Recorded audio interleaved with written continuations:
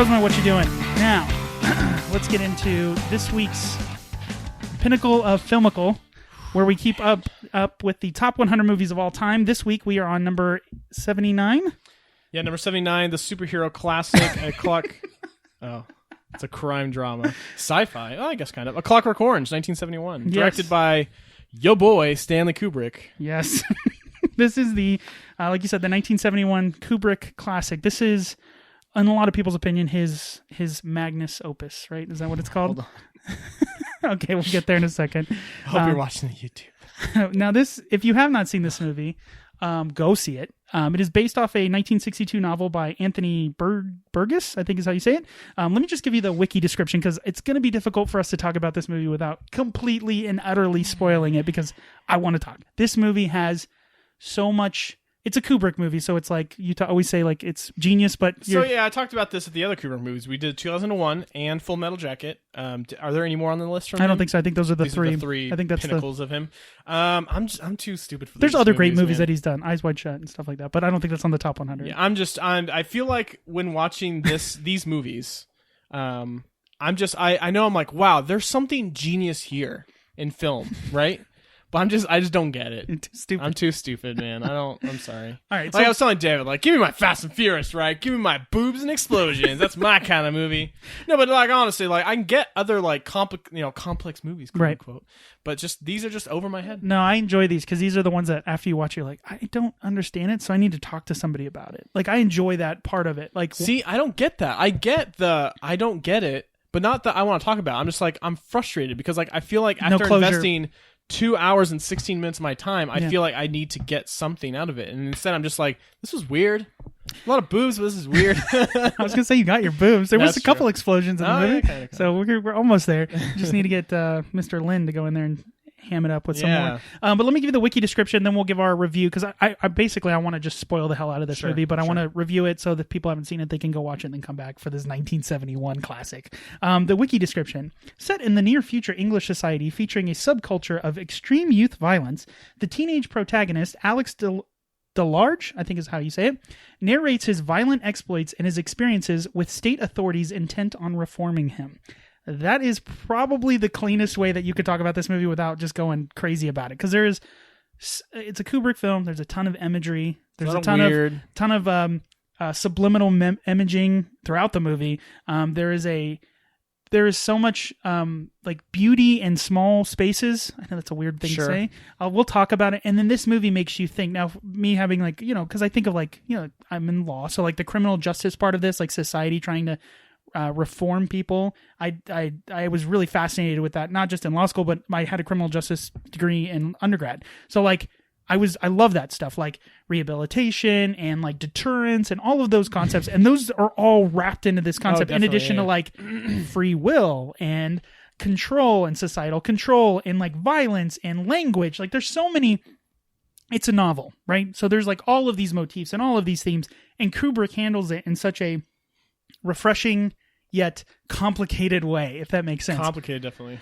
So we're going to talk about the general movie. We'll kind of go through the beats, and then as we're going through it, I want to ask you some like deep questions, because like let's do it. So thumbs up is a fantastic movie. Deserves to be higher. Yeah. Should be higher. Deserves to be on the list. Thumbs aside is it's a good movie. Maybe not where it's at on the list. Maybe you need to go see this movie, and then thumbs down is like, this is a terrible movie. I don't know why it's on this list. 1, 2, 3. I am a thumbs up. I love Kubrick. I did a thumbs to the side. I love Kubrick. Yeah, my only reservation is like it's an excellent movie, right? I mean, it has to be. It's on this freaking list. That's how I feel about all these side thumbs I always do, but it's just over my head, I guess. Okay. So what I guess. So like the basic premise of the movie is like, this is a bad kid. Really bad kid. Like raping people and just randomly. And first of all, is this kind of like a post-apocalyptic kind of like dystopian? Okay. Yeah, it's clearly like within the same realm of what like current society when it came out the 70s, but it's like clearly relatively dystopian. There's a couple things that I want to lay out first in this movie, because now we're getting spoiler territory, which doesn't matter. Sure. It's 1970. What did you think about like the language? Because it's a fictional language. Like Burris, or I'm going to say his name wrong, but the writer of the novel, he was also a linguist. Yes. Linguist, yeah. So borrows a lot of like Russian. It's like Russian influenced English. And he created. I thought it was just the way English people talk. No. This honestly, like, there's some things like he says, give him the old in and out, which rape somebody, whatever, have sex with somebody. That's what they say. And I just thought it was just like mannerisms of the way they're saying it. Okay. No, like there's like droogie, which means friend. I wrote some of these down. Eggyweg is egg. Gulliver is head. The old I just thought it was something like you say bangers and mash. I'm just like, oh, that's is that just how UK people say freaking scrambled eggs? Yarbles means testicles or like male fortitude. Like zoobies means teeth. Now what's funny, as a kid, my mom would always be like, go brush your zoobies. And I was like, oh, and so like when I watched this movie, I was like, is that where she got it from? Movies, yeah. No, but it's part Russian. So so the question that I was gonna say, how quickly did you just thought it was normal English? Did you ever pick up on it? Because like these are words that are not like. No, I definitely, because like in the context of like what he's saying, like I got it. Yeah. Like eggies wiggies, I'm like, what's that? And the next scene he's eating eggs. It's like, okay, I get it. The word eggs in it too. Yeah, that's true. But the old in and out, that's obvious. Right. I'm like, I love me a double double. What are you talking about? No, but like you get it. I got it. There was definitely, I'm like, I didn't have to stop the movie and like, what does that word mean? I got it. Yeah, and so that's called. That wasn't over. It's called Nadsat is the name of the language that was created. And apparently that plays. I didn't read the novel, which I really do now want to read the novel. But like they don't explain. I don't think they explain the language throughout the whole thing until like I think halfway or some way through the book they start explaining the glossary of those terms. Oh, okay. So like you're like, what the hell is he like? Because we have context because we have visual. Yeah, right? That's true. When you're reading a book, you're like, I don't know what the hell he's talking about, other than the context of the scene, which you have to paint in your own mind. But the movie, just like is very, very similar. It tracks the novel very close. There's 3 parts of the novel. It's broken up into 3 different parts. There's 7 chapters within each one, and that equals 21. And apparently he did that because 21 is this idea when you become an adult. 18 in America, but 21 is like when you get your crap together, when you stop being a kid. Too, yeah, exactly. So part 1 of this is it's called Alex's World. So this is like him as this youth asshole. That's the best way to put it. He is the first scene is amazing. Opens up at this milk bar, which is like wide shot, pulls back very slowly. And like the cinematography in this movie is excellent. The tables, like at first I didn't notice because they had their feet up on it, and then they pull back and it's like naked women like backwards, with their feet up, and I'm like, okay, this is a Kubrick film. No, it's just you open up on him just staring at the camera, right, and slowly coming back, and like that's just unsettling from the get go. Yeah, like, immediately he's got the eye thing, the little makeup under his lashes, eye. Yeah, so then you're introduced to the gang, Alex, Georgie. Dim, they call this guy Dim, poor guy. Was he the stupid one? Yeah, and then Pete. And so you're introduced to them, and then you can't call me Dim no more. It's Officer. Sorry. Right, it's great, and it's like clearly there's a reason you're nicknamed Dim. Yeah. But it's this gang of guys, these teenagers essentially, and they are just going out and committing crime. Committing crime. Yeah, like, it's not like, oh, I stole a candy bar. Whoops. No, they are raping and fighting people. So the movie essentially opens up on like a rape scene, and not like a rape scene that we think of like Game of Thrones' rape scene was like risque, right? Because it was like she turned away and like she's crying or whatever, and you hear her like crying.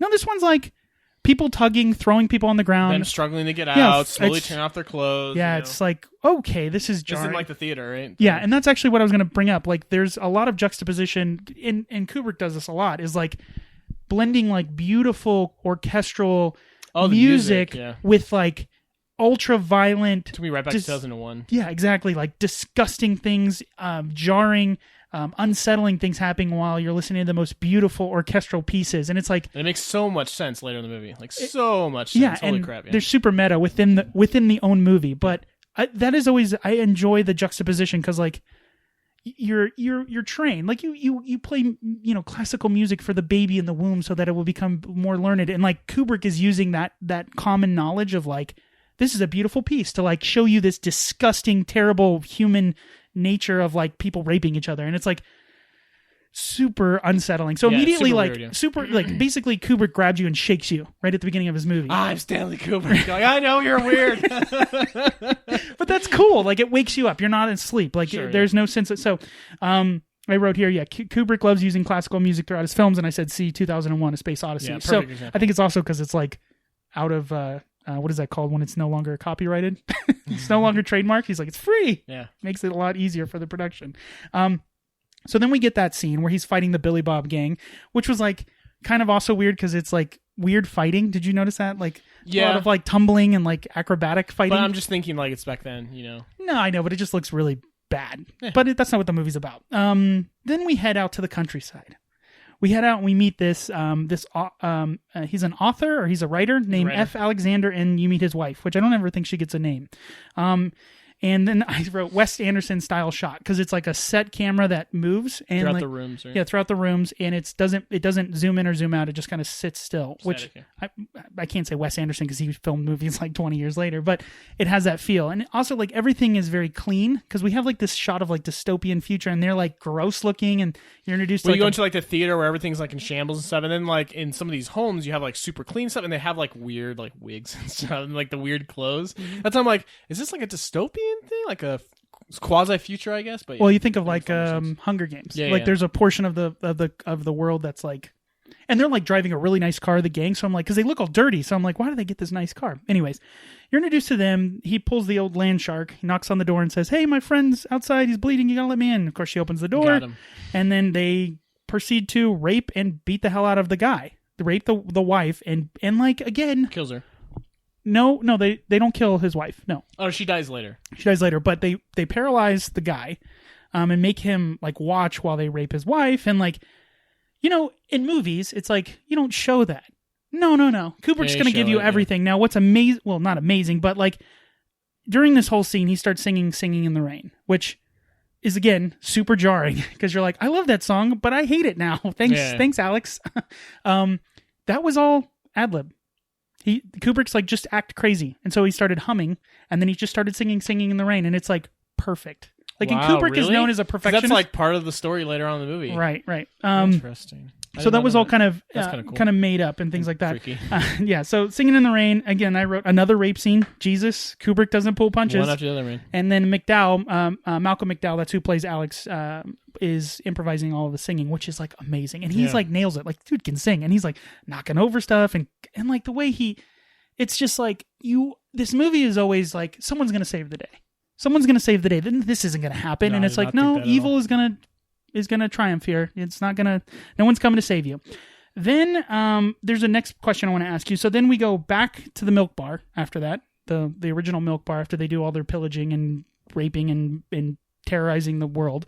They go back to that same bar, and there's someone singing there's these sophisticated people. I forget what Alex calls them, but they're like well-mannered people, and she's singing Ludwig Beethoven, right? And all of a sudden, Alex is like gets really mad because someone like makes fun of her. I think one of the guys in the gang says something silly, and he like gets really mad at him. And so he has this weird moral code of like, hey man, don't interrupt the girl singing Beethoven, despite the fact that we just raped and beat the hell out of somebody. And did you pick up on like his moral code? The only thing I can think of is because it's Beethoven, so it's like, oh, this is someone that's on my level. Versus, those peons who I could just rape or whatever who aren't on my level. So, like, don't talk bad about her. They're higher class, like I am, kind of thing. So you think it has to do with a class thing? See, because like the writer, it's like a nice house. Like the guy's a writer. He's not. Yeah, I know. I don't know. I mean, that's what I got out of it. Then, like, she's like me. Don't talk bad about her, because then you're kind of talking bad about me. Well, I guess my question is like, and this is the deeper part of it, is like, it's this, I think what Kubrick is trying to show you is like, even the most deranged people, like the most like despicable people, have like interests, and like just because you're a rapist doesn't mean you can't enjoy classical music. Is essentially what does that? No, but that's what I think he's trying to say. Like, you're not. Maybe that's not that. I'm more talking to like kind of like that, but like even the worst people have their code, so called. Right.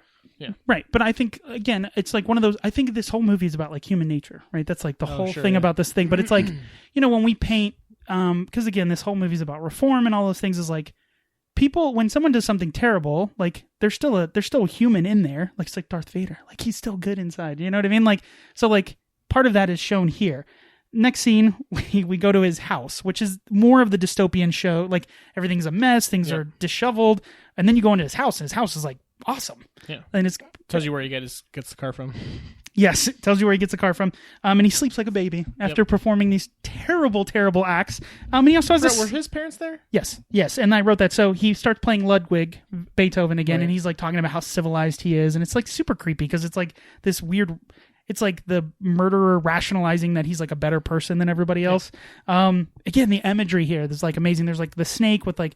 Everybody has sex photos, paintings all over their house in this, because like that's a big thing in here. But like the shot of like the open legs with like the actual snake, like super cool imagery. But it's like Oh yeah, the snake stick or something was out of the weird. But then you meet his parents. Again, you get some strange jump cuts here. The fang shot and the explosion. Again, that's kind of like subliminal imaging and things like that. I didn't get it, but sure. You meet his mom. And he claims, he's really sick. He can't go to school. And like, basically it's like, his parents are inept. Like they're not paying attention. Well, obviously it kind of tells you kind of why he's kind of deranged, because they just don't care. Like, oh, sure, I feel better, right? Yeah. Oh, he's not going to go to school today. Huh. Well, it's even worse later on in the movie. Like, oh, that makes a lot more sense now. Well, I think there's like scared of him. Well, that too. But then you're introduced to another new character, Mr. Deltoid, I think is actually how you say it. I didn't know if he's like a doctor or a social worker or like a parole officer, but he's super weird. But he's trying to like yes, and he drinks the water with the teeth in it. That was like, why is that in there? I don't understand that whole part. Oh, I don't remember that. And he like drinks it. He's like, it's like super weird. But he says something. He says, "You've got a good home here, good loving parents. You've got not too bad of a brain. Is that devil crawling inside of you?" And so this is now Kubrick is telling you like, it's that nature versus nurture. Like, are people born good? Are people born evil? And like, do people learn evil? What do you think? This is where I want to get into like the combo. Jeez, David.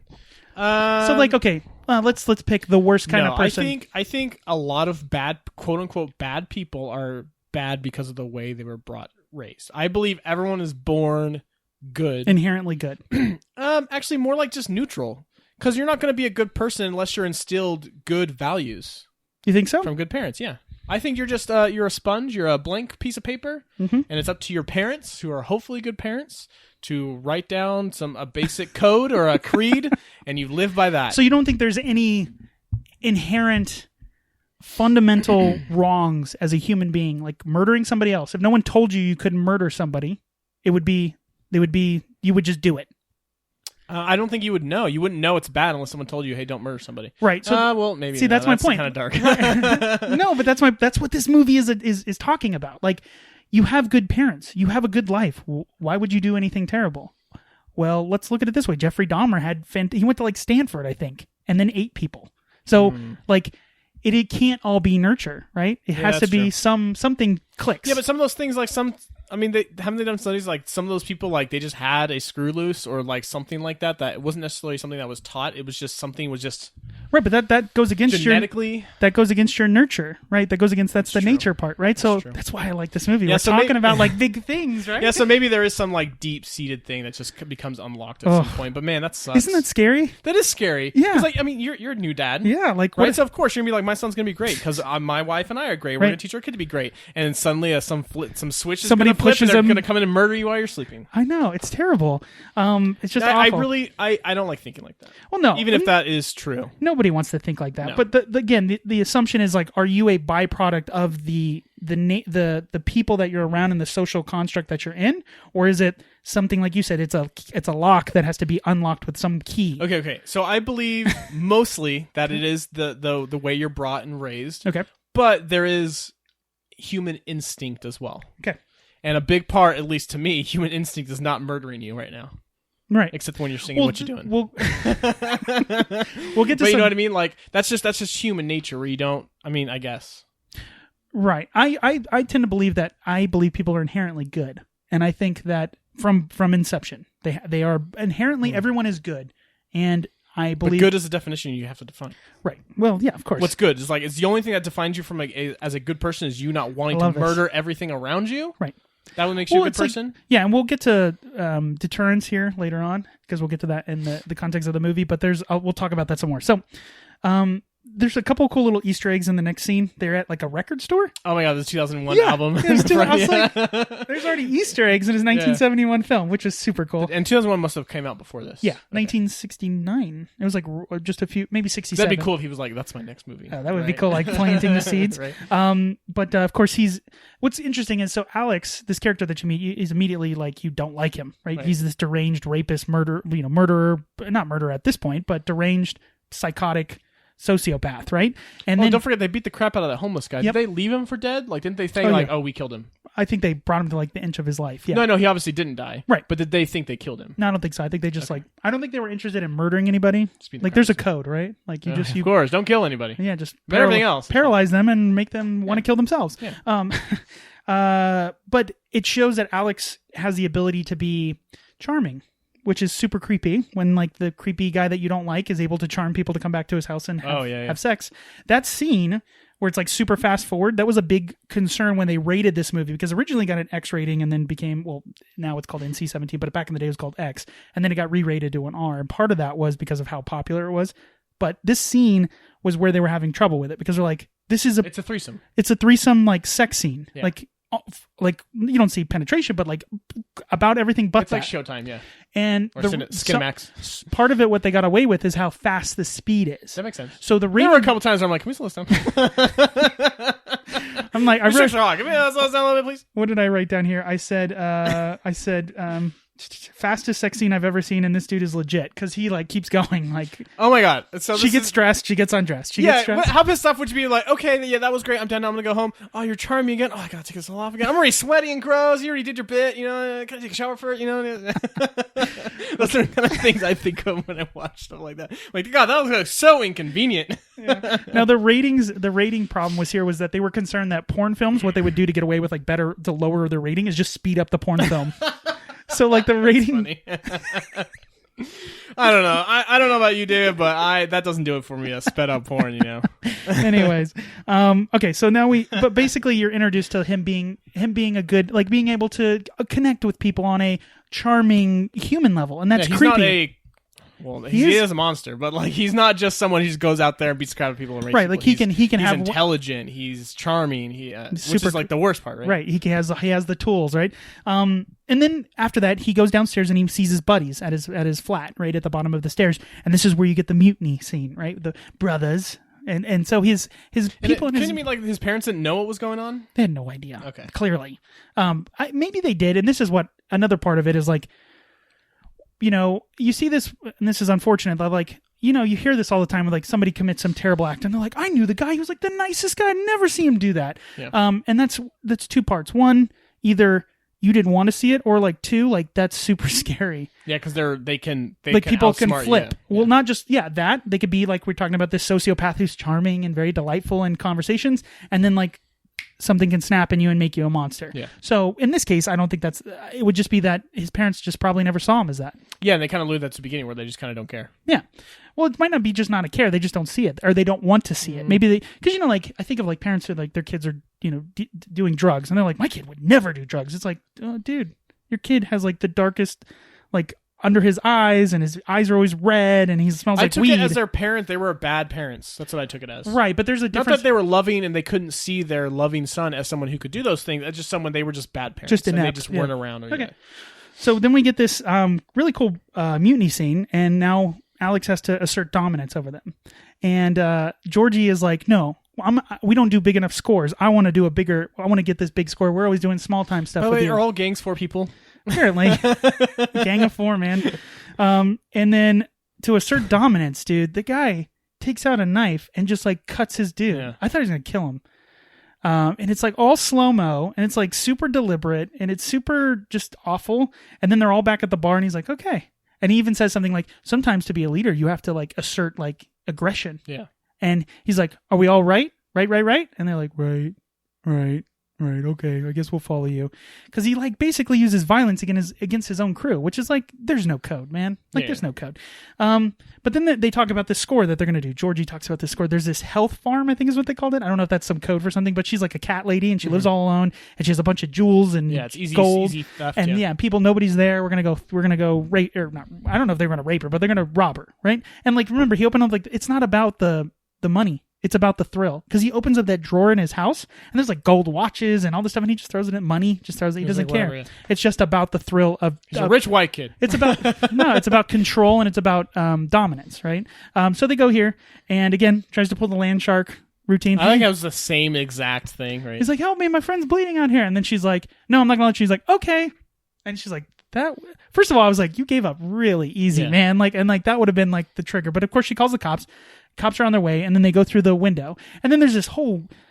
Again, everybody in their house has, like, sexual art. That's, like, the only thing people put up in this universe. And... maybe because it's so drab outside, they need something to... Yeah, maybe. I wrote, people dig their sexual art in this universe. She calls the police. He gets into the house. She sees him. There's a struggle. There's this fight with this giant cock art. That's the only thing I can call it. And then I think he didn't want to, but the logical conclusion was to hit her in the head with this giant piece of art, which killed her. And I love the imagery. But what is he wearing, that mask? He just wears the mask so nobody can see his face. It's just a mask. Oh, it looks like a dick or something. Well, yeah, it's a giant nose, like a Pinocchio nose. Okay. But I think it's just meant to hide his face because they're committing these crimes. It's also just, again, imagery, like this long, it's dominance, right? It's like, anyways. But I love Kubrick showing the death scene because she gets hit in the face and it's like cartoony. Mm-hmm. And it's like, again, this whole movie is very like, it mixes like fun cartoony stuff and like classical music with like death and rape, and it's like, this is not where these things are. One of these things. Well, that's kind of the whole thing. Like the whole entire movie has this just it's unsettling. Yeah. So he kills her. I think he gets the moment of sobriety. He's like, oh, what have I done? Yeah. I haven't killed anybody before. I mean, kind of. Well, yeah, he hasn't killed anybody. He's got the daredevil thing. Like, oh, he's paralyzed, but it's okay. He's still breathing. But he hasn't killed. So he kills this woman, and I think he has a moment of sobriety, starts to walk out, and because of the mutiny thing that he cut his brothers, he walks out and they smack him in the face with a glass bottle. I was saying, was it with a milk bottle? Yeah, it was a milk bottle. Of course, everything in this movie is milk, right? So I wrote, brothers got him. So of course he's left to be arrested by the authorities. And then this is what leads to kind of the second act of this movie is the kind of this prison holes, and Kubrick usually does this. Like you think of like Full Metal Jacket, you had the like the boot camp scenes, and you had like the Vietnam scenes, and then you had like everything's like an obvious transition from one section to another, right? And like fade to black almost transitions, which is kind of nice because like movies don't do that anymore, and it's kind of nice to like segment. Now these are novels, so it's easier to do that because novels do that for you. Mm-hmm. Anyway, so he's like. Did you feel like when he's being interrogated, are you like, yeah, beat him up? Like this is the part, like these are the things that I want to talk about. Cause like he is like beaten the crap out of by the cops. And like, he's like, first of all, I wrote like, dude, you're a punk. You start giving out. He was like, it was my brothers that made me do it. I didn't even want to do it. I'm like, oh, come on, man. You're not so badass now. Like, no, of course not. And they tell him that the lady, he's like, I didn't kill anybody. And they're like, no, she died at the hospital, bro. And he's like, oh crap. Like, I think he realizes I went too far. Yeah. So he is sentenced to prison for only 14 years, which I'm like... Apparently for murdering somebody? Yeah, it's not First offense, David. Huh? First offense. Oh, yeah. That's it. Of murder, anyway. So I'm going to kind of speed through this part because I want to get to kind of the last part of the movie. So he's at prison. He is like taking up after the chaplain, like he's trying to be like this good choir boy. Mm-hmm. He's like reading the Bible. Dude, that sergeant is so annoying.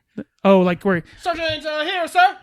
He's like a drill sergeant, but like that's how he talks normally. No, but I think that's again, more juxtaposition of show like the social control that like it's almost totalitarianism. It's like everything is very sharp and everything. But he was the only one like that. No, well, yeah, but it shows like that's kind of the what that portion of the government wants society to be like, and like Alex represents is like do whatever you want, right? It's the juxtaposition of those two things. That would have hit harder for me if it was like all the guards were kind of like that. Well, they kind of were. Yeah. I just like the part where he's like asking him, he's like, "Do you have any STDs?" He's like, "No, sir." He's like, "Do you have this?" And it's just like they show everything. Like he like him checks bending over. Yeah, they check everything. Like, it's just it's one of those. It's not refreshing, but it's like, oh wow, like we don't have to cut away. Like it's real. We can show you the realism of it all. So he's trying to play this choir boy, saying that he's reformed and he's doing all the right things, but really he's just playing the part. Well, like, and it feels like he almost believes him. And then he's like, "So I heard about this program about getting out early," and it's like, you're playing your hand. You're showing your hand, man. Right. Well, also, it's kind of weird that he like reads the Bible for like smut. Like he looks at it from the perspective of like, oh, I would have loved to have been one of those Romans that was like beating, raping, and pillaging. Yeah, and like killing and like hitting Jesus with the whip while he's on the cross. It's just like, who you are so like no one reads that part of the Bible. Like, what are you doing? Like, so it just shows how like deranged and ridiculous, but also how intelligent he is because he can play the part. He's like, oh, praise the Lord, Jesus, all this stuff. And I think the chaplain, like he's like you said, he's playing a little too easy. Yeah. Like I think the chaplain realizes like, yeah, bro, like I know what you're doing here. Yeah. I appreciate that you're doing the right thing, but like you're playing the part a little too and he too calls on the nose. On it later, but right. So, but he tells him about this. It's called the Luvico technique, and this is the guy's name, the doctor. I think it's the name of a famous composer. Oh, okay. But it doesn't. I don't think that really matters. But so this idea, he's asking about this treatment. this treatment is basically they're going to reform these. You're going to reform somebody, but you do it through like torture. Kind of, yeah. Their method is to like show terrible, terrible things, force you. So like hold your eyes open. There's like a classic, which I didn't know was from this movie until I saw it. I was just like, oh my God. As someone who doesn't like eyes, like in movies, this freaked me out. And the fact that it's like, it's not a CG metal thing. These are real metal things that are in this guy's eyes to hold them open. And the whole point of this technique is to make you watch these really terrible things, force you to watch them, and then pump drugs into you that make you sick. Right. That trigger sickness. Like think of so like so a bad thing happens, I'm gonna get sick, and that conditions you that whenever you think of a bad thing. Yeah. Now he starts hearing Beethoven, which is like his favorite. Well, wait, I want to talk about one thing. So what's interesting, because you talked about the eyes, right? So Malcolm McDowell, he actually did that. He had to have his eyes anesthetized. I think that's what it's called when they have anesthesia. And those clamps on your eyes are supposed to be used only when you're lying flat. But Kubrick was like, no, you need to be sitting up. You're watching a movie, yeah. So he actually sliced his cornea during the filming of that. Shit, yeah. And Kubrick, again, he's known as a perfectionist, so he had to like take the cut, like whatever cut worked, because this guy, like this dude should win an Oscar. We gotta do it again. Yeah. So that's real. There's no CGI. Yeah, you're right. No, that's what I'm saying. Like it's definitely real. I'm like, oh my God, that just looks. That is torture. Yeah. So and when he's there screaming, I don't. It's super. Like, oh my God. Yeah, it's so creepy. Yeah, like I don't know if you could get away with that in Hollywood nowadays. Like Jackie Chan does his own stunts, but I don't think people do this stunt anymore. No, so good on that. good job on Malcolm McDowell. Like he deserves some kind of Oscar for this. But you're right. So they're showing scenes, people getting beat up, people being raped, Hitler like marches. Yeah, there's like the after Nazi the seventh woman, I started to feel for her. Or after the seventh guy, I'm like, Jesus, dude. Yeah, so, and it's this idea, there's the Pavlov theory, right? It was these dogs, you would ring a bell and then you would give them, they would start, you would ring a bell and then you would bring out food and they would start salivating. I think it was the opposite way around. No, you'd keep doing that until the point where you'd ring the bell and not bring in the food and it would make them salivate. Right, and so this is the opposite. It's I don't know if it's called operative conditioning in psychology, but it's this idea that you associate negative things with behaviors that you don't want to elicit. So they're showing all these terrible, awful things, and they've pumped him full of these drugs that are going to make him sick. So during the whole thing, he's like, oh, I'm getting so sick. Please just make it stop. I'm going to throw up. I'm going to get sick. And they're like, this is part of the treatment. But that's the part, like, you never get sick. I'm like, oh, that would be the worst. To like, you feel like you're like dry heaving, like you're going to throw up, but it doesn't actually happen. Yeah, you can never get rid of it from it. Yeah. Yeah, I'd jump out of a window too. But there's a part where like they're in the Hitler thing, right? The Hitler's marching out, whatever, and he hears Beethoven. Are they really pumping in Beethoven, or is that his mind? No, they're actually playing Beethoven as just background music. Someone made this film, right, as part of the experience, and this is where like the movie's super meta, right? Because he's like, this is a sin to use this beautiful orchestral thing to show these awful images. But I thought they were like, what are you talking about? Like, well, because it's just background noise to them. They don't hear it. It's just background noise. Like we were talking about earlier, where like, do you listen to music for the joy of music, or is it just something that's in the background? And for them, the scientist part of it don't see it as art, or not art, but they just see it as like, it's just, we had to put music in it, so we chose this. I don't think it's meant to be part of the actual technique, because No, I get that, but I thought it was his mind. Like, I'm hearing Beethoven, the thing that I love so much, I'm seeing associated with all these terrible things. No. And then they're like, what are you talking about? There is no music. It's just the terrible thing. No, because they say, are you talking about the score? That's what they said. Oh, okay. And okay. So what's interesting... No, but it's super meta, because this whole movie is playing orchestral, beautiful music while these terrible things are happening, and then the main character is telling you, that's a sin. You shouldn't be doing this, because who would ever want to associate these terrible, terrible images with this beautiful music? Please stop. And what the byproduct of that is that now he's turning, it's the unfortunate unseen circumstance where now he's going to associate this beautiful Ludwig, I think it's this Ninth Symphony. Getting sick from hearing Beethoven. Right. And that's not what this technique was meant to do. So my question to you is, do you agree with how this is done? Well, of course not. You're torturing people. Did you ever feel bad for him? Yeah. You did? No, not really, because he was a terrible person. That's my point. But in like but I know it's a movie. In real life, would I want this? Like, if this was something that supposedly worked, would I want rapists and prisoners stuff to be succumbed to watching terrible things? Well, no, I don't. No, so I guess torture. The question is like, because there are other therapies that this might have been real. It probably was, but there's like electric shock therapy that have been done to people who have like psychological disorders, and in some instances it's cured them, which is really creepy. And then in some instances it killed them. And I guess the question is like, do the means justify the ends, right? So like, when do it's and a lot of people would agree. Like, is this technique appropriate if it was to work? Well, yeah, that's what this kind of movie goes to. It's like, listen, we're turning these prisoners around who are terrible people in. They're no longer a tax to our society because we're not paying for them to sit in prison. Mm-hmm. They're quote unquote reformed so they can go out there and get a job and pay taxes and all that stuff. Be good people, of course, quote unquote good people. Yeah, exactly. But it's just. I don't know. It's tough. And then, I don't think so. And then the next question is: torture. Are there certain social things that actually do this? Like, I guess the question is, why did you on the way here not rob a liquor store? Was it because of? And this is the deterrent. I was taught that robbing is bad, David. That's the only reason. It wasn't because you thought you might get caught. No. So, because so deterrence, right? That's what this kind of is about. So, in the background that I know, there's 3 ways of deterrence as far as there's like levels, like, and these all work to try to help people deter things. One is like severity, like what is the punishment? How severe is the punishment? So, like, if the punishment isn't very severe, then you might just do it anyways because like the crime doesn't meet the punishment, right? Sure. The next one is like the severity or the certainty, like how. Like, if there's no cops around, it doesn't matter how difficult or how terrible the punishment is if I don't think I'm going to get caught. If there's a 7-Eleven in the middle of nowhere, the guy's going number 2, and he's going to be 30 minutes gone, and in the middle of nowhere, there's no cops. Yeah. And the cash drawer, he left it open. There's hundreds of dollars right there. Right. That kind of thing, yeah. And then the last one is swiftness, meaning how much in time is between the crime and the punishment. Because if you don't associate the two, kind of like here... If you don't associate the crime with the punishment, then like something it's hard to deter people. Like and that's a big problem with our criminal justice system now is like people commit crimes and then they sit and don't get sentenced for a long, long time. And years. So now they're so far removed. But then the opposite is like, that's so we can make sure you actually did the crime instead of just cutting off your hand right there at the 7-Eleven. Yeah. So this deals with all of these things and it deals with the idea of like, is the punishment meet the crime? And I thought of, so you asked me that question, and like before even any of those levels enter my brain, it's no, because robbing people is bad.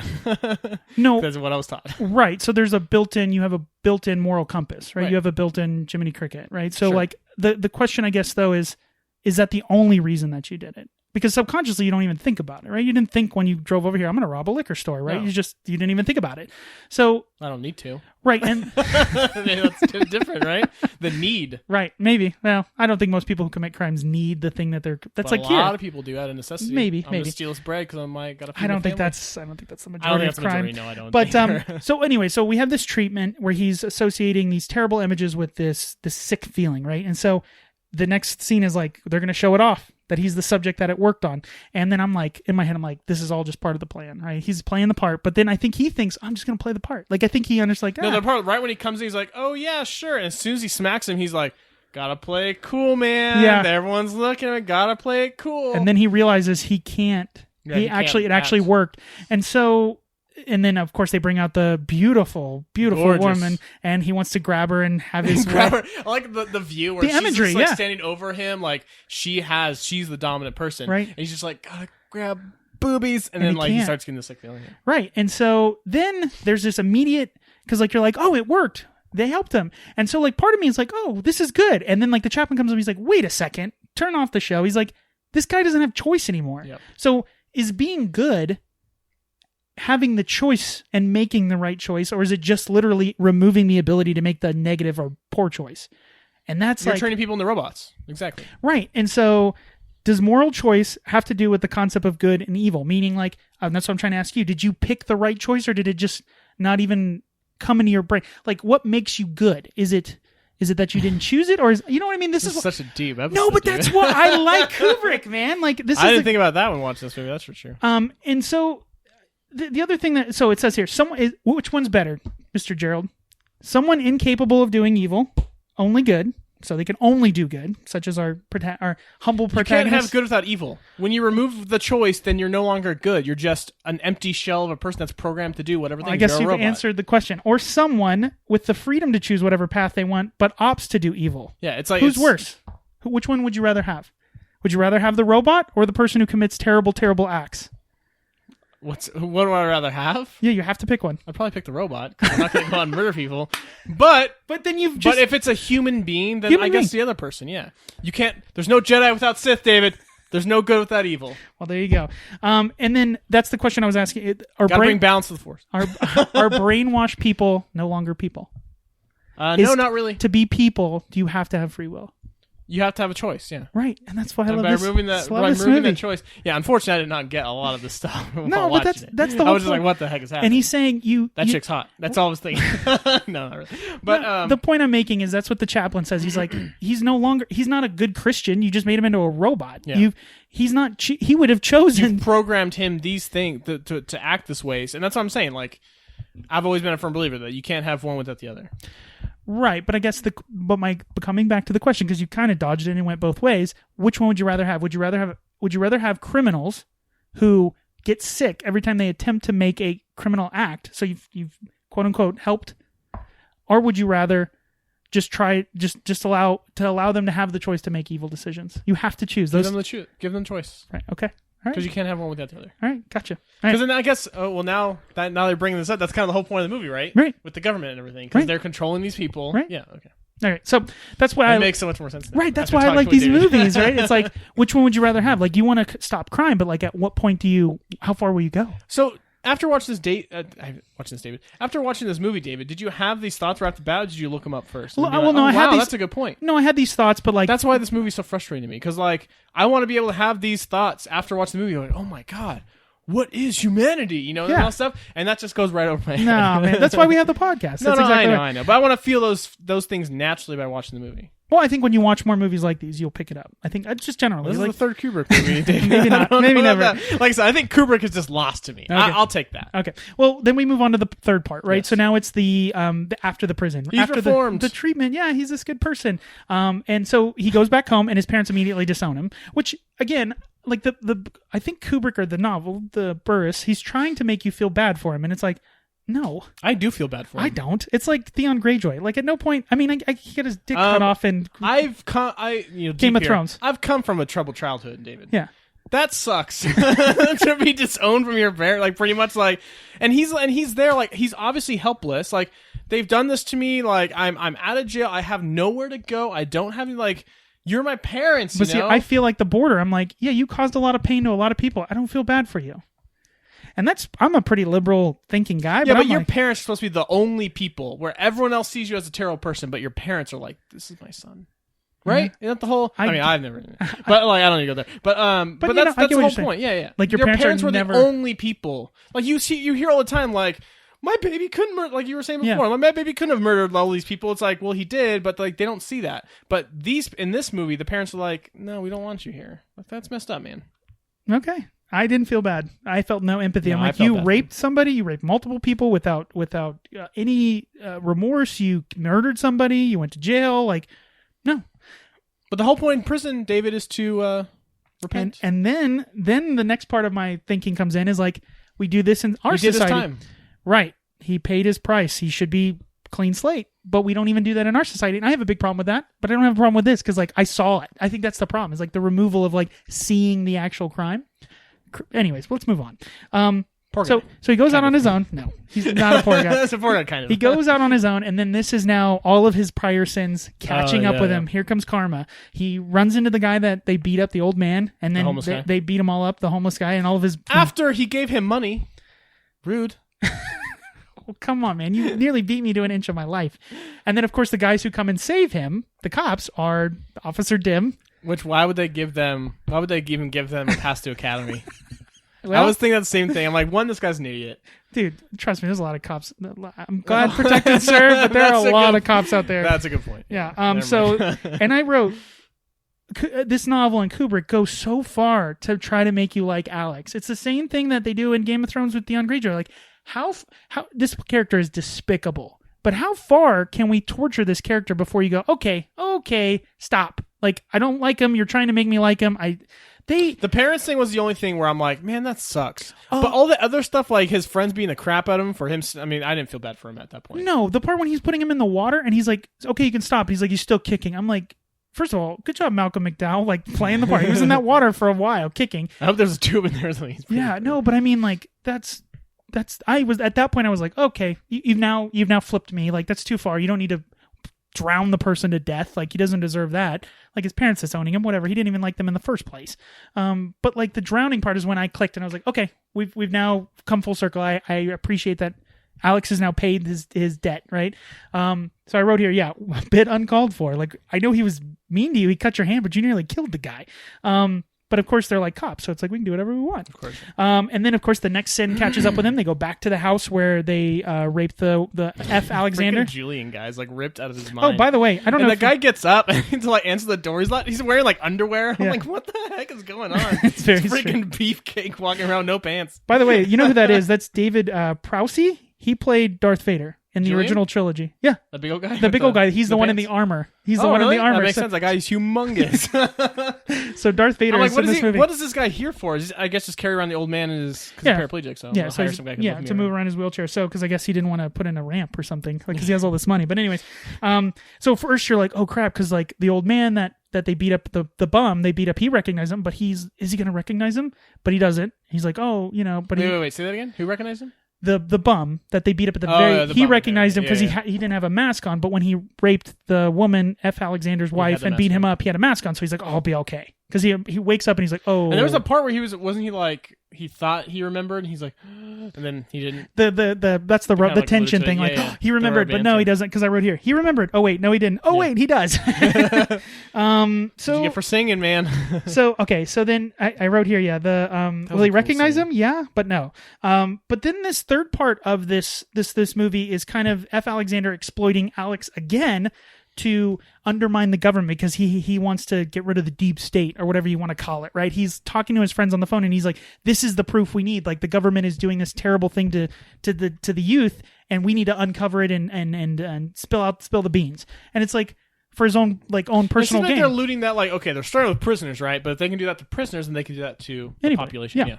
But the question is like, he's doing the same thing. He's using Alex as the vessel to get what he wants, not caring about the actual person.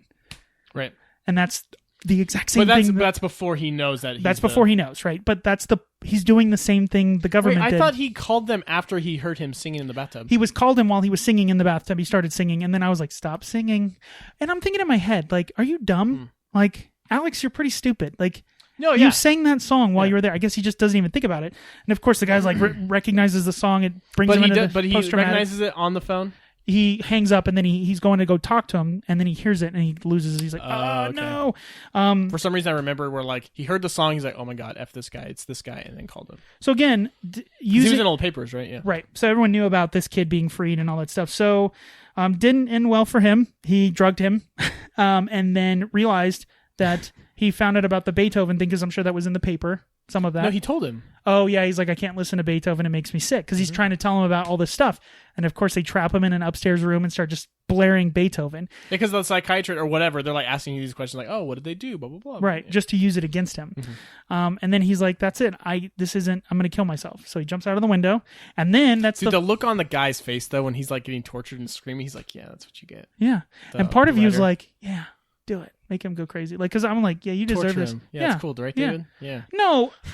And this is the part of the movie that I like because I'm like, part of you is like, you sit here and you're like, I would never torture somebody. I would never do that. But like, part of you is like, get your up and coming. I guess the kind of point it's of like Ramsey's, the whole movie, you're walking the middle of the line, right? Right. Tiptoeing on either side. And I wrote, don't jump, dude. And then I wrote, he jumped. Cool camera work. Again, there's not a lot of CG. I don't think there's any. Someone just threw a camera out the window. Yeah, and it looks good. It felt like, so anyways, but of course he survives, which you're like, oh, wanted him to die. That would have been clean. It's way too easy, right? And so he's now in the hospital, and I wrote, what the F? Because there's a scene where the nurse and the doctor are like hooking up in the thing next to him. I'm like, what is that about? That was freaking weird. But I think what he's trying to show there is like depravity, like things that are unseemly and things you shouldn't do. Well, obviously, like sex and nudity is a big thing in this culture, I guess, right? Everyone's seen it on their walls, it's just kind of everywhere. So. No, but I think it's to show like being inappropriate is not just left to the wicked, right? Good people do inappropriate things all the time. And this doctor and this nurse, who are like the highest end of their profession, they are professionals, are having sex while this person's in a coma. Like, again, more imagery here, right? It's all about good and evil and inappropriate and appropriate, and who does all the terrible things and who does all the good things. There's never someone that's like always gray, does good. Yeah. Right, everyone's gray. Just different levels of gray. Yes. And so there's this government fallout because this guy, their fixed kid just tried to kill himself. So that doesn't look. It's a bad PR move, by the way. But now his family's back. His family's there. They're going to take him back. And he goes, no, I don't want you. Get out of here. And the mom starts crying. My question to you, did you feel some vindication for him? No. You still feel sad for the parents now? No, I feel bad for the parents. Man, you forgive really easily. No, now I'm thinking about it. No, it's still sad. Yeah. So the next step is the psychologist comes in. Because he just hasn't learned anything through all this. Well, even after all of this, he still hasn't learned. So I was thinking about that. Sorry to rewind a little bit. But when he's like in the house, at the author's house, when like they brought him in, they're letting him take a bath. He wakes up and he's eating the food. He's like, oh, sorry, I started a little early. And he's like wearing their clothes and stuff. It's like, try to be a little nice about this. Come on, man. It just goes to show, like, even after all of this, he hasn't learned a single damn thing. Right. And so now... And he's given the chance to, like, go back to your parents. Try to, like, turn your life around finally after all this. It's like, no. But that's the question. Could he ever make the choice? Or has the choice already been made? Anyways... Now that he's jumped off of this building and cracked every bone in his body, now the psychologist, who's like way too jolly, way too perky, like showing him these slides and saying, fill in what this is. It's like a what's that called? That was so weird. Rorschach, like those. Oh, what do you see? Those it's not like ink bubble. Yeah, it's like a comic strip. This person's saying one thing, and you got to fill in the empty. And all of his things are super sociopathic and like creepy. Shove those eggs right up your ass. Yeah, and it's like something like that. Like, so now I'm like, oh, now he's been clicked back. Like he's back to his old self. Like the Ludwika or whatever treatment technique didn't work.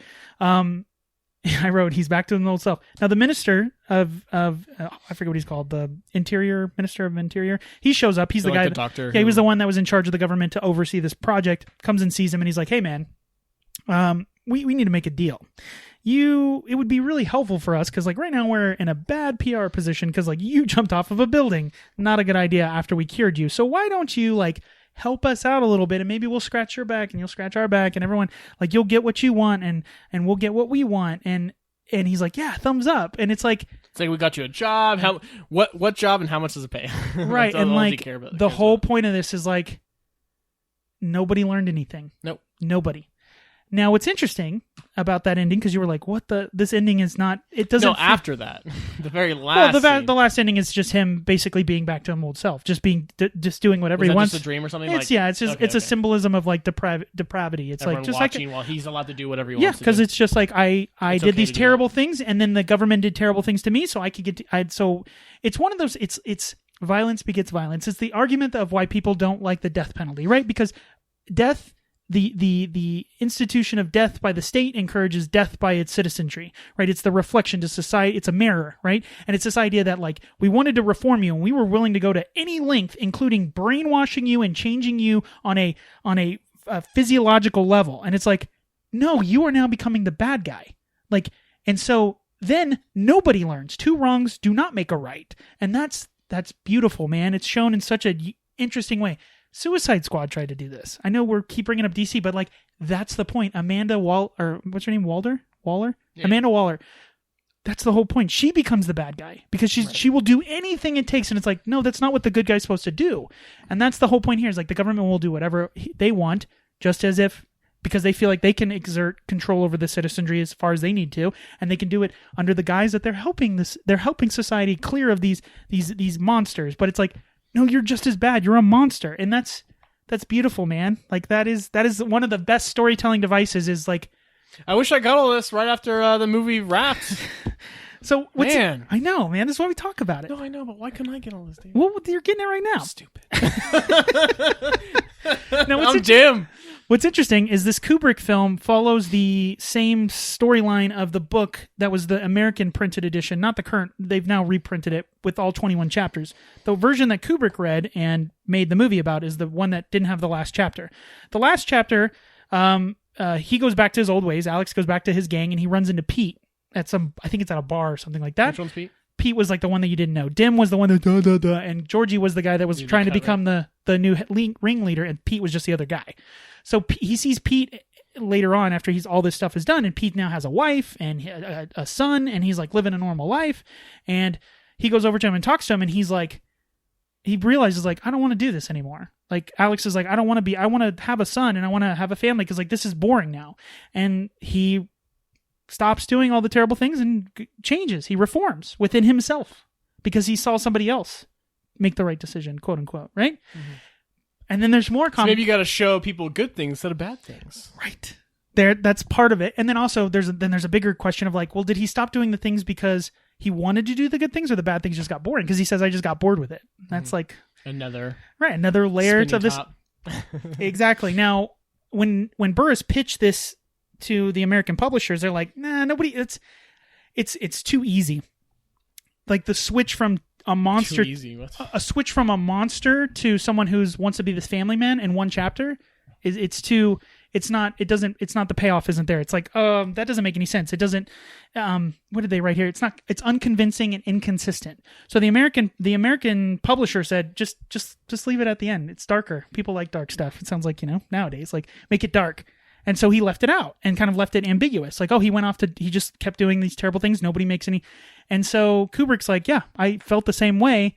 And that's why I made the screenplay based off of the 20 chapter one. And he even says like, what did he say? His opinion is that the last chapter, again, I said it, unconvincing and inconsistent. That's what Kubrick said? Kubrick said about the novel. Like, that's some serious criticism. Like, but I mean, kind of right. If you spent the whole entire book, other than the last chapter, with this guy going back and forth, and just being kind of a terrible person all throughout, Yeah, the payoff isn't there. You should have it would have been better if you seeded those. Maybe no, screw that, screw my parents. If you seeded that throughout the whole entire thing, maybe it would have been a better payoff at the end. It would have made more sense. So, everyone always asks, what does a Clockwork Orange mean? What does that mean? They don't bring it up in the movie at all. I know in the book they talk about it, but here's Burris or Burgess. This is his own words. Clockwork Orange. Quote: I've implied the junction of the organic, the sweet, the lively. In other words, the orange. Sure. With the mechanical, the cold, the disciplined. And that is individual freedom versus societal control. That is the Clockwork Orange. That's how it works. The id... Dude, how much LSD were these people smoking? No, dude, this is awesome. This is exactly... No, I know, but it just seems like somebody who do that kind of stuff. It's like a color, like an orange. And then Clockwork, because it's so precise and very... You talked about the general or the drill sergeant or whatever. He's the officer who's like, stand on that line. Yeah. Do not step over that line. It turns 90 degrees. That's the clockwork. Whereas the orange is the id. It's the whatever you feel like doing. Whatever pops into your brain, you do. Kind of, yeah, Trump. Whatever you want, you just say orange. So anyways, again, this film is amazing. It explores so many ideas. It explores so much, concepts that are it's like Animal Farm. We always bring that up. On its level, it's an enjoyable book. Like, you can read it as a kid, and then you reread it later, and you're like, Jesus Christ! Like, this has some deep meaning, and that's what Kubrick films have. You can enjoy it on the cinematography and on the the basic movie structure of what's going on. This guy's a jerk, and he goes to prison, and he's treated terribly, and then he tries to reform, and then but there's so much more deeper meaning in it. And so I got some of the deeper stuff, but not obviously some of this main stuff. Right now, what's interesting also, last thing on this movie is that it did get an X rating. It was re-rated to R, but it is one out of two films that has ever been X-rated that got nominated for an Oscar. It actually got nominated for 4, including Best Picture and Best Director. Didn't win any. What's the other one? Midnight Cowboy. It won the 1970 Best Picture at the Oscars. So they're the only two. Is there anything good? Is that on top 100? No, I don't think Midnight Cowboy's on here. But the point I'm saying is the movie is bizarre, just like every Kubrick film, and it is unsettling, and it is visceral, and it is jarring, but it is beautiful. It is. Hopefully, you've gotten more out of the movie. Oh, definitely after having a conversation, and go watch it again, because I think you'll pick up on other things and we'll give it some time. Yeah, maybe not. Okay. So that was number 79. What is the next? Speaking of an excellent, fun movie, David, our next movie is Requiem for a Dream, the 2000 picture directed by Darren Aronofsky. We're staying in the dark. We are staying in the dark. Man. Now, before we finish up the podcast, we wanted to talk about. We just finished a big chunk of films, 80 through 89, and we wanted to talk about what was our favorite of that chunk, because we'll do this for every kind of 10. And what was our least favorite of that chunk. So, faithful listener, you can go back and listen to all of our reviews, but let me just give you the quick breakdown. Let's look at the descriptions on the... Number 80 was Taxi Driver. Okay. Number 81, Double Indemnity. Number 82, Lawrence of Arabia. Number 83, To Kill a Mockingbird. Number 84, Toy Story 3. Number 85 was Eternal Sunshine of a Spotless Mind. Number 86 was Amadeus. Number 87 was Full Metal Jacket, another Kubrick. Number 88 was The Sting. And number 89 was Daisy. 2001. Got 3 Kubrick's movies in 10 spots. Yeah. So of all those movies, what was your absolute favorite? Eternal Sunshine of the Spotless Mind is super surprising. Really? Yeah. You like, because you told, I think you talked about it. The first time you watched it, you're like, eh. No, I definitely like. I was thinking about this movie the other day because I saw it in some article I was reading. I'm like, I really want to rewatch that movie again. Yeah, that movie's got a lot of. It's beautiful. The movie. Well, that and it's got a lot of like, it's got that thing that you like with JJ, where there's like hidden stuff earlier in the movie and you don't know it because you don't know until you see the end of the movie. But it's not just that, but like, and it's we'll talk about Requiem next week. But like, I've seen Requiem before a couple times, and yeah, it is. Oh, it is so depressing, but it's so freaking real, and like I love Requiem of a Dream. Yeah. Even though I hate watching the movie, but yeah, but it just instills something, and like Eternal Sunshine is like that. For me. What's sad too? Jim Carrey nails it in that movie, and like he's gone. He's gone. He hasn't done a big hit in a while. Dumb and Dumber. No, but you know what I mean. Like the Truman Show, this movie, the serious roles, like he can pull it. So did Robin Williams. Those guys can act. So it's kind of Man on the Moon. Yeah, I know. But anyway, so what was your least favorite? Not Ben-Hur. Lawrence of Arabia. Because I didn't finish it. Go back and watch that film. It is amazing.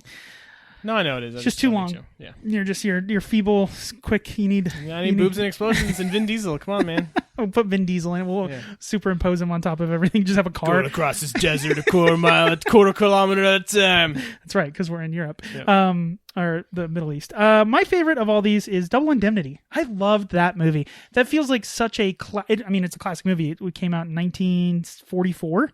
I think it might be one of the oldest movies on this list. I think Rashomon might have been 1950s. This is 1921. The Kid. Clearly, that's the oldest one. But I just love the dialogue in this movie. The film noir. The story is interesting. There's cool twists really and turns. Yeah. It was not. I think I had seen this before, but not since I was like a little kid.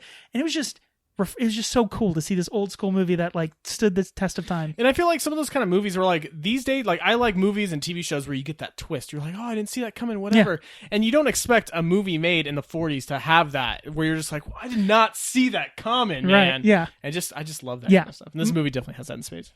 So that one, and then my least favorite of all these is The Sting. Same kind of thing. Just didn't do the payoff, didn't do it justice. Right, like the last chapter of Clockwork Orange. Like it didn't pay off. It wasn't good. The whole movie is build up, which the build up is great, but it's just like the payoff just isn't there. It isn't there. So doesn't live up to the. And plus that song, The Entertainer. Good Lord, I never want to hear that song again. But I see why it's on this list. It was the Ocean's 11 before Ocean's 11. It's still a good movie. It's still a good movie, but I just dislike it the most on this list. All right, so let's wrap it up. We have been going a long time. Clockwork Orange. 2 hours, man. I said I didn't want to do I know, we didn't want to do it. That's what Kubrick does to you, man. It makes you talk. All right, till next time. Well, wait. If you want to send us an email is sitdowncentered@gmail.com. Let us know what you thought about A Clockwork Orange, because this movie brings up a lot of interesting things that we don't talk about. If you went over your head too, let me know, because I want to make sure I'm not alone in this. I really hope I'm not. Please, dear God, please. Keep following along, because I think Requiem for a Dream will be another movie that will bring up a lot of conversations. I haven't seen it probably in like 6 years, so I'm excited. Well, I'm not excited. No one's excited. It's never a movie like, I can't wait to see Requiem of a Dream. Like have some ass. I had to put that in there. Well, it's just like, you think of like, oh, your friends come over and you're all like drinking beers. Like, hey man, let's watch Avengers. It's like, hey man, let's watch Requiem for the Dream. No one says that. Yeah, exactly. So anyways, till next time. Bye. See ya.